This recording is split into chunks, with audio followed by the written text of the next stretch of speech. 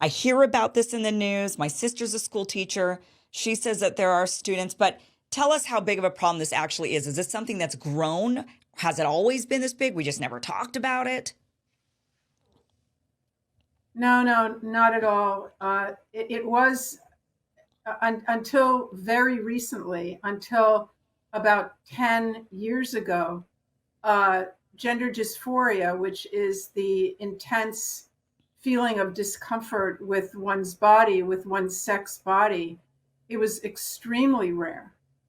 And when I went to medical school some, I don't know, 40 years ago, when I was in med school and did my child psychiatry training, it was so unusual. The cases were so rare that none of us ever expected to see even one person in our entire lifetimes with what was called then gender identity disorder.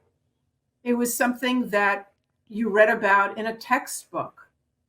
That's how rare it was in children. Yeah. So yes, it is something very new, and the rates of kids who suddenly proclaim that they are identifying as the opposite sex or some other gender are actually up about 5,000% just in the past 10 years or so. Wow.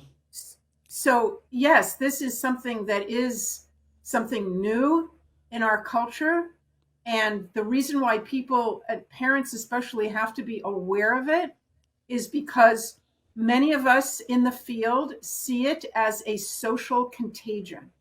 We used to have 20 years ago, Kim, we had 2 clinics to help these families who have a child with gender dysphoria, 2 clinics in the entire world. One in Toronto, one in the Netherlands, in Holland. Now we have only in this country, in the United States, at least 100. Well, Kim, you see, what I want you to understand is that it's the gender affirming narrative that is saying to these kids that you may be trans, and if you have, they are jumping in at the first possible moment and saying, if you feel X, Y, and Z, you may be trans. Change your name, change your pronouns, see how it feels, go to a gender therapist, wear a binder, tuck your penis in your testicles, and see how that feels for you. The group of kids that are what I mentioned earlier, the 5,000% increase, those, the majority are girls. Okay. Wow. The majority of them have pre-existing mental health issues. Yeah. They have autism, depression, anxiety, ADHD that preceded their new gender identity. So this is a totally new group of people. You know, there are people out there, I'm far from the only one. There's many clinicians speaking up, there's parents speaking up, there's journalists.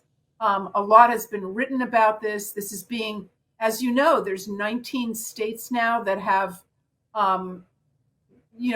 legislated against medicalization of minors.